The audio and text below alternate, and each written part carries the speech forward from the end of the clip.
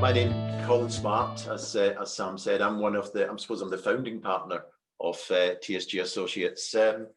TSG, we're a company that design our own products, and the sort of mantra that we design them on is anything we design has got to be driven by maximizing survival and minimizing suffering. We've got a fairly broad range of products. The main areas we're involved in, all really working in an austere environment, is areas of multiple casualty triage, early patient movement, usually at point of injury, hospital evacuation, and as we'll be talking about tonight, we're also now in the area of prevention and treatment of hypothermia in the pre-hospital setting. Where we like to set is that we like to look at areas where the incumbent product isn't working very well, or we believe it's not working very well, and then we have to go away and say, why is it not working? Can we prove it's not working, and can we make something better? And when I talk through Heatsaver tonight, we'll be showing you how we've gone through that process of really the concept behind it, but why we believe there was a really important place for it. Again, going back to our main aim of maximizing survival and minimizing suffering. So that's really where that sits. Yeah. So what do you think? Should we go into a demo of the product, or do you want to go over the research? What would you prefer first? I think the research is interesting because it's all good and well saying we think this works, but we had to prove it worked. So what we did was we took a warm human and we made them cold. We took them in, we brought them into a very high fidelity training area. I'll just bring this up actually, the location that we were in. This is the training area that we were in. It's a high fidelity training location, which is actually a simulated Arctic room that goes down to we've got -2 here. At its coldest, it went down to -5. We took the warm person, we put them into running kit, and everybody had the same t-shirts and same shorts on. They had a cold shower, so they were cold when they went in, and we made them lie on a cold floor. So this was a lot of fun. We did actually take very good care of them and made sure we had some excellent food afterwards to say thank you. But what we did, we took an oral temperature and took the body temperature down to -35. So we actually had them clinically hypothermic. Once we got them to hypothermic state, what we then did was we tested 3 different systems, and we did this over a 4-day period with 7 volunteers. We're just in the later stages of finalizing the paper for publication at the moment. But what we did was selected the 3 products, but on the 3 products we did 3 tests. We did a body core temperature, we did a comfort assessment, which was basically saying to the volunteer, between 1 and 10, how comfortable do you feel, or how uncomfortable do you feel, to see where they were on, I feel good in here, actually I feel quite bad in here. And the last test we did was we put a thermal imaging camera onto the different products to see if any heat was being lost for them, to get an idea on how well insulated or not insulated the products were. So the first system we tested was the foil system. And what you notice here, this is a thermal imaging picture of the foil system. Obviously, we've got the casualty wrapped up inside it. You can see the head there. Anything in red is giving off heat. So the head is obviously uninsulated here. So you can see if something is uninsulated, how much it actually glows. Yeah. But what you've got here is when you're looking at foil, you can see quite a lot of red. So that basically means a lot of heat escaping. And if heat's escaping, then we're not trapping it and treating the patient. So that was something we had to be aware of. What we wanted was a picture of quite black and blue, where we don't see heat escaping, and we'll show you how that looks in a minute. So on this graph, we took the patient in at 36 degrees into the cold room. We dropped them to 35. When they got to 35, we put them into a rewarming system.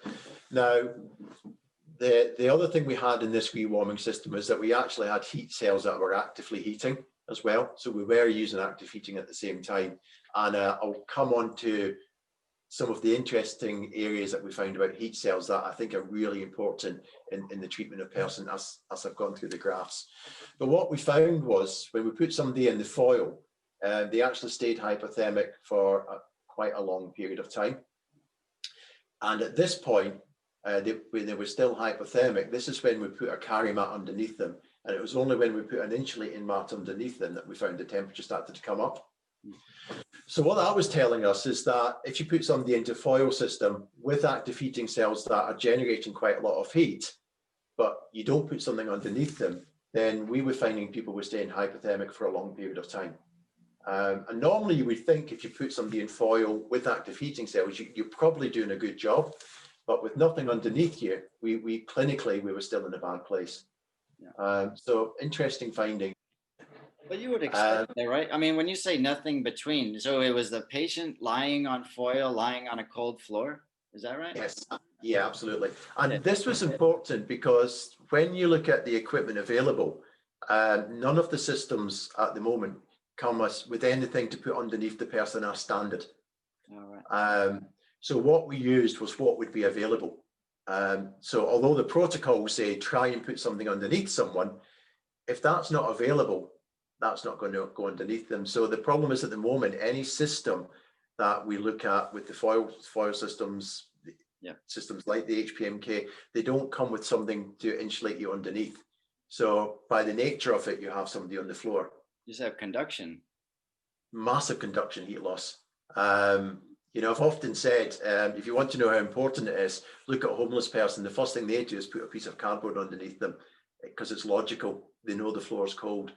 But how often do we go to things like road traffic accidents and people are laid on the ground, or somebody's had a seizure and they're laid on the ground and they're pouring heat out into the ground? And it's really interesting that we have systems that we put on top of people and we put around people, but no system at the moment that I've come across standardizes putting something underneath someone. And it seems so simple. So the next one was HBMK. This was probably the one with the results that probably not as good as everything else.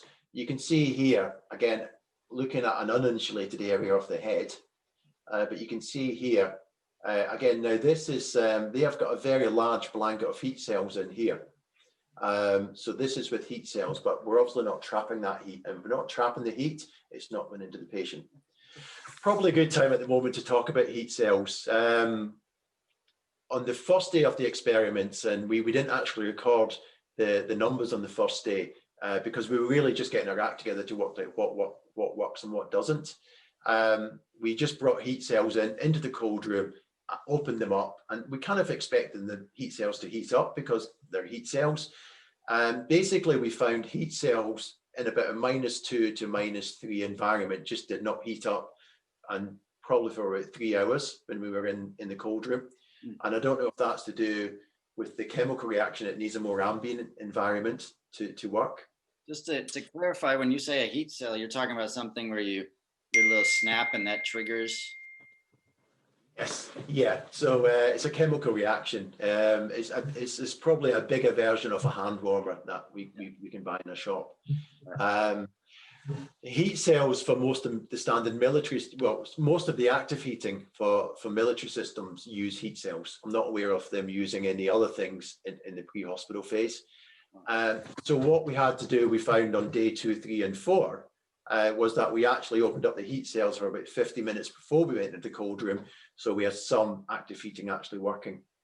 But what that tells us, if we're deploying to a scene where we think we might have a hypothermic patient, and we open up our heat cells actually only when we're there, then they're not going to be working for the next 40 minutes if the environment's cold, which was quite a big finding when you think about writing protocols and trying to maximize the kit that you're using. So that was the graph that gave us was really interesting, and I can profess to this graph because this was me.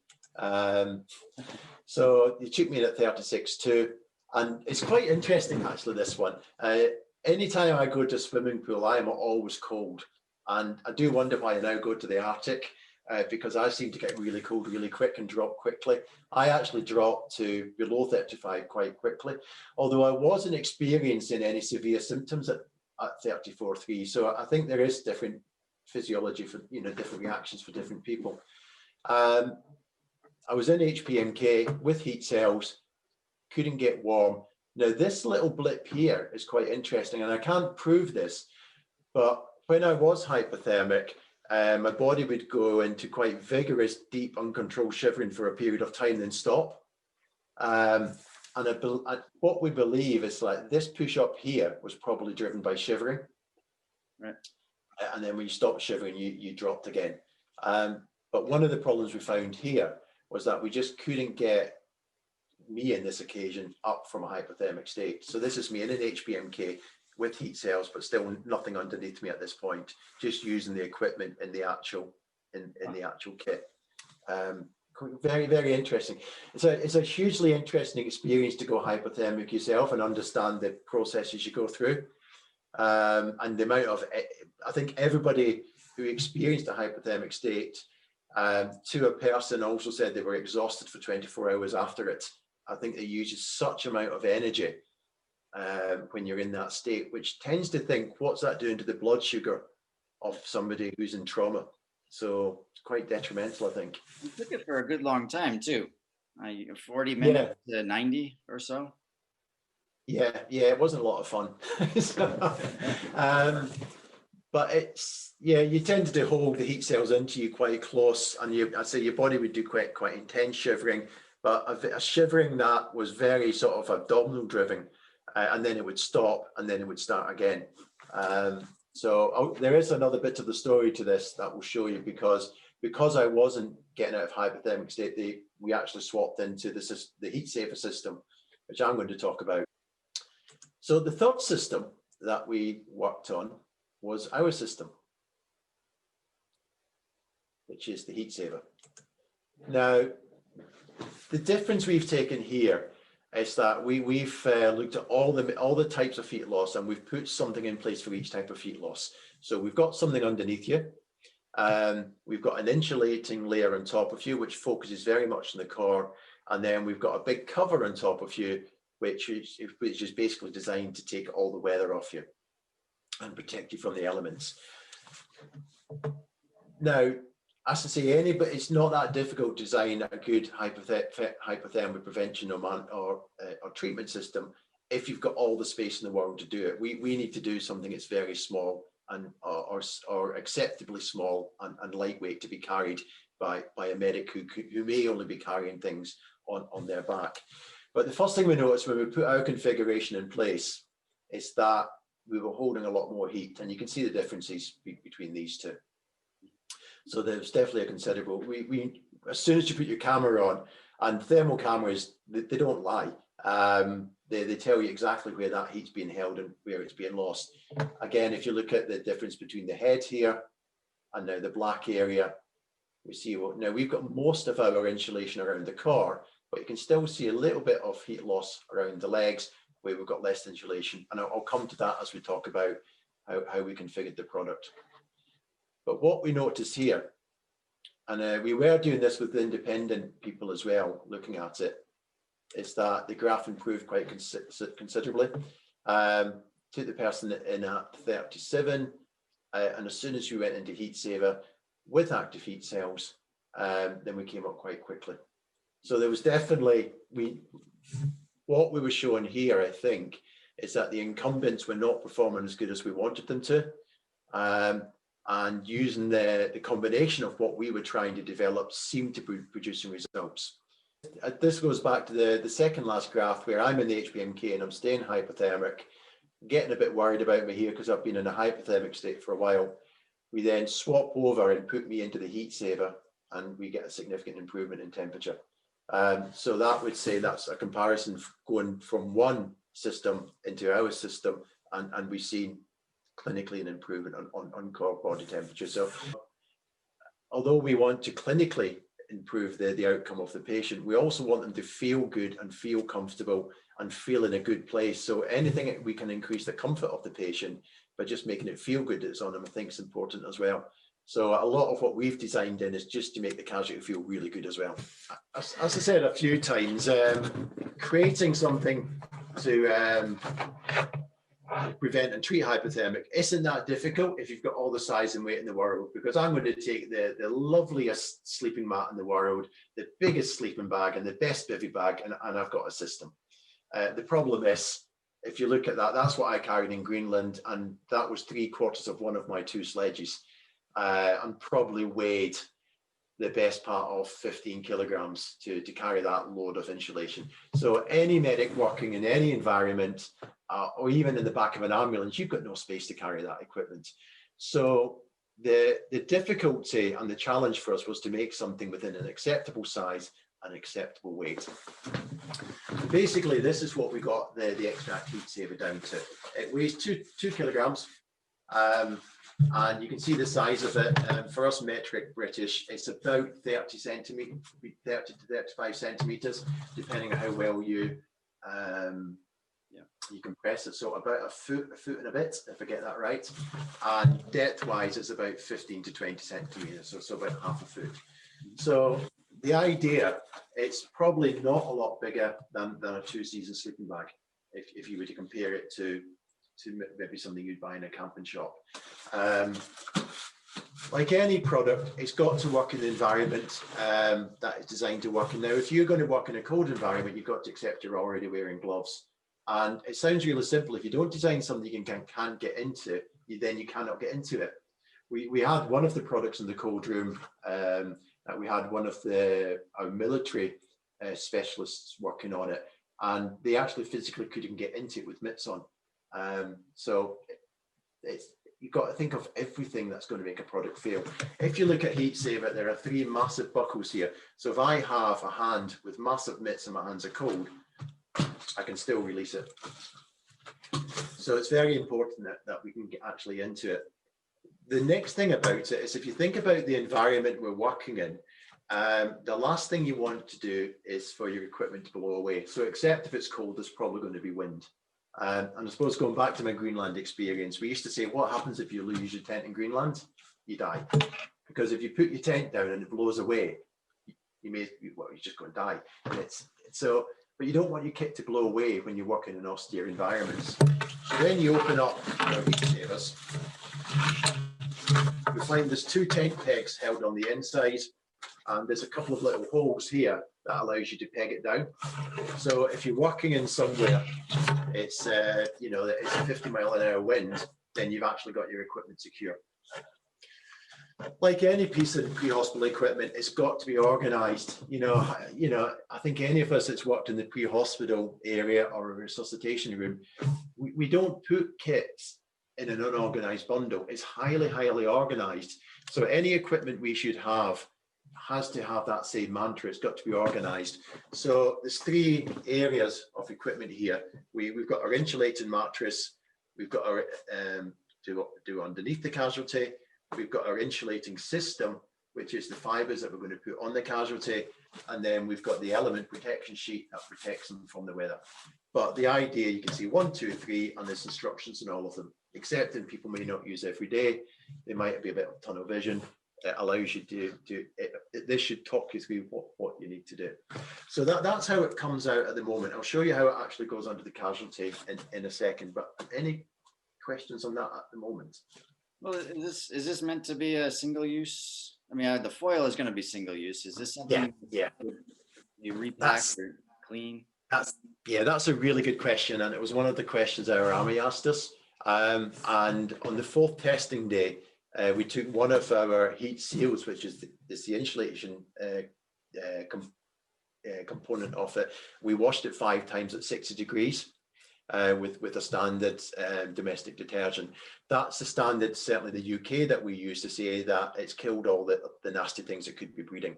So we washed that 5 times, and then we did an assessment of an unwashed system and a washed system, and there was no difference in insulation.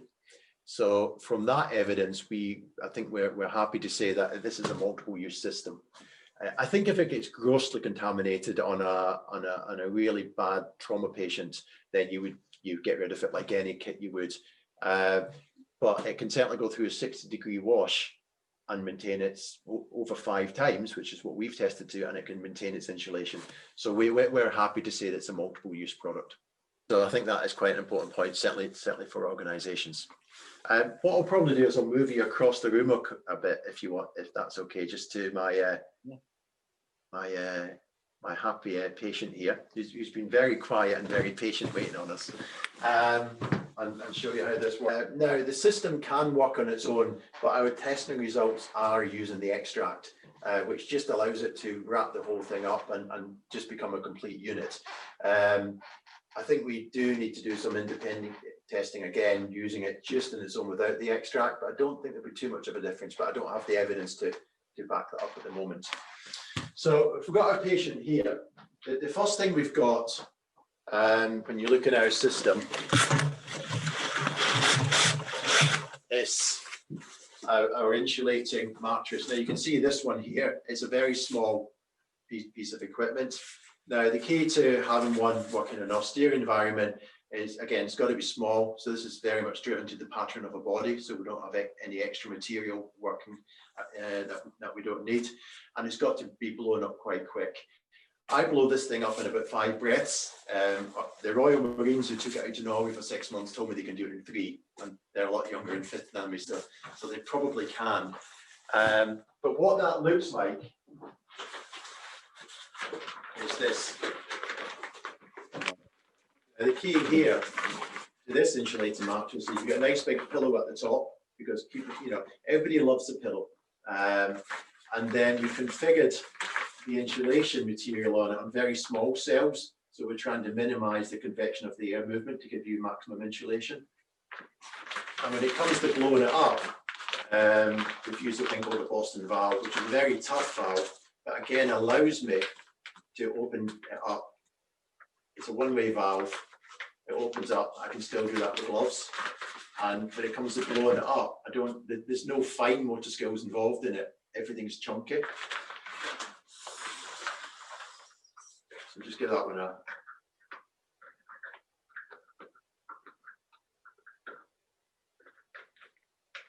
You don't even have to tie the top in, because it's one way. But the idea is, this is the first thing we want to get underneath our casualty, to get them warm. No, depending on the injuries your casualty's got, there's no right and wrong way to do it, just as long as it gets underneath them. Log rolls are obviously what we'd like you to do, but it depends on the injuries that the person's got. But instantly, what you've got now, as soon as that's under the casualty, you've got comfort and you've got insulation from the ground, which is quite important. You see the way we've made it so small is that there's no material sticking out of the casualty. Everything conforms to the shape of the body. So that again, it cuts down the material we use, it cuts down size, it cuts down weight. So that allows us to get underneath there. Now, the Heatsaver itself is a passive system, but I think what's quite important to remember to talk about at the moment is what the experiments we did with the heat cells and where we placed them and where we found they were more effective as well. And again, this was so interestingly backed up by the TCCC paper as well. It was almost like we were working in parallel. What normally you would place heat cells in a large blanket on the casualty, and that's quite large and bulky. What they've said in the TCCC paper is that you place them around the abdomen and underneath the armpits. And that's exactly what we were doing in our experiments. And we found that we had very good results, as you've seen from the graphs. But the difference is, if you need to use active heating, and it is recommended in trauma, then you can carry less heat cells, place them around the abdomen, and then place smaller ones inside the armpits. And that is now the recommended way to do it, but that also means you're not carrying a large bulky blanket as well. But you can see what we're trying to do here. We're focusing on keeping the vital organs warm. We're getting around. It's quite interesting when I was talking to our medical director, John Hall, and we were talking about where we should place the heat cells. And I was saying, well, let's try around the core, get to the top of the body. He says, well, what's the point of putting them on the rib cage? And said, well, what would be the problem? He says, well, Colin, you're going to heat bone. What's the point of doing that? And it makes sense, doesn't it? We want to get it around where we can get to the organs, get it around the kidneys, get it around our abdomen, where the heat can move in. If we put it on the chest, we're going to struggle to get any heat moving through bone and intercostal muscle. So it's really, you know, really simple ideas, but when you think about it, seem to make a lot of sense. So that was the first part of the system. Obviously, active heating isn't something included in our system, but that's what we found with our experiments with the heat cells, how we could place them, I think, better. The next part of the system is the actual insulating part. And this is probably the cleverest bit of what we did. Now, one of the very simple things here is how it goes in a casualty. If you're looking at the systems at the moment, they're all designed like sleeping bags. You've got to put someone inside it. But you know yourself, if you're dealing with somebody who's been exposed to blast, who tends to be a bit unstable, maybe fractured pelvis, you can't get somebody in a sleeping bag. That's a massive amount of movement. So what we want to do is we want to place something on someone so there's no additional movement to get the treatment in place. So when you look at the heat seal, all we do here, and I'll chat about the shape in a moment, is that we literally place it on top of them.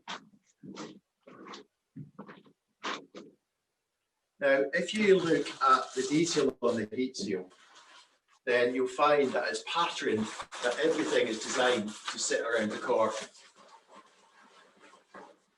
And the clever bit is that we've packed the insulation around the top of the body, and we've got a lot less insulation around the legs. If you were to touch this system now, you've got about 2.5 times the insulation here as you have got here. Because what we're trying to do is actually keep the core of the body alive. And you know, we know the body's going to be pulling the blood anyway due to compensatory methods. So we've actually, the way we managed to get it clinically effective for us, but still very small, is to pack everything around the core. This packs underneath here, gets it around the kidneys, so we're insulating around here. And in answer to what do we do with the head, we have a thing called a head wrap. And all we do with this, if I take this chap's helmet off, all we do with this, it's got a very, very big piece of Velcro here. Red goes to red, we wrap it around the head. There's no point putting insulating fibers underneath someone because all we do is compress them, and that doesn't achieve anything. We tighten up there and just tie that around them. So you can see now the head has got a big piece of insulation. Nothing underneath it because you've already got your insulated mattress underneath that. What's the contents when you say the insulation? What are you using in there?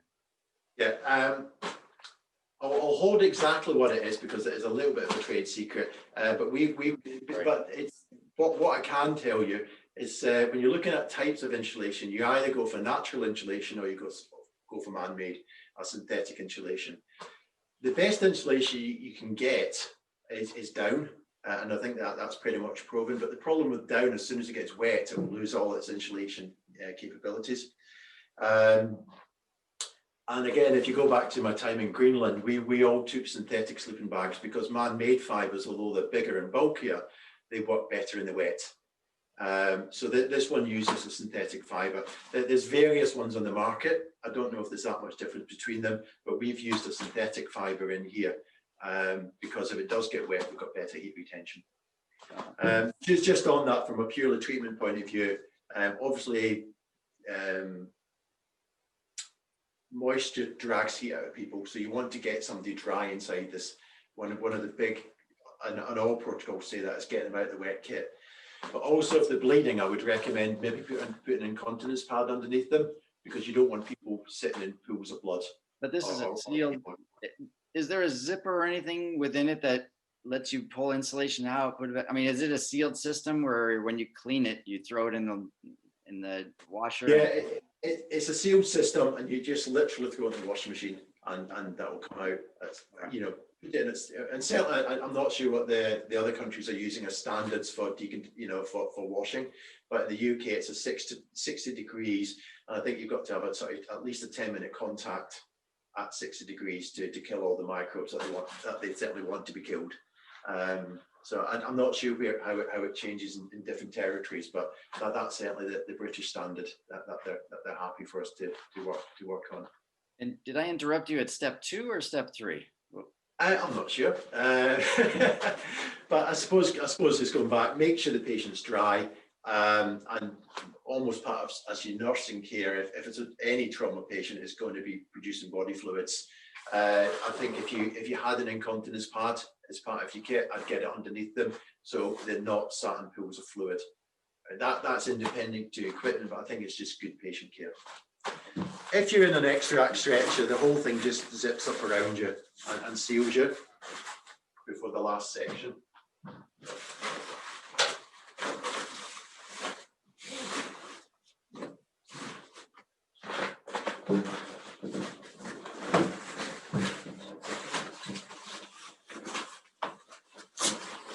Now the Xtract stretcher has been around for a little while then, yeah? It has, yes. It's the British Army have been using this for about 5 or 6 years probably now, maybe a bit more. It's carried by 1 in 4 soldiers in the British Army. So basically, it's the stretcher that comes off a point of wounding.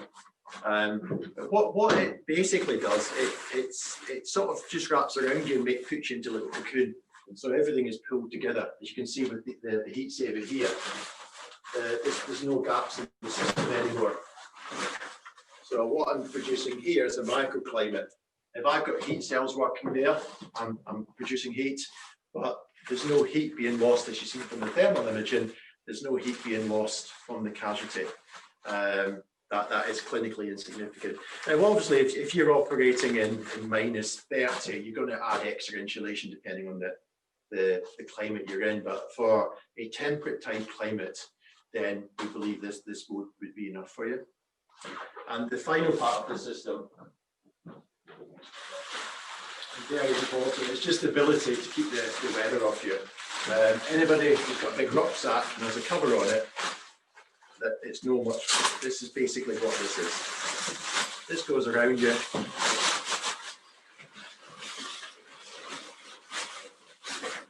Now, again, there's method to our madness. It's a very loose system. If you think about when you wear a waterproof and a very expensive waterproof, they always leak when they get tight. So, you know, if you think where the water goes in, when you bend your arms or your shoulders, that's where the water comes through, because the water wicks through the fabric when it's close and under tension.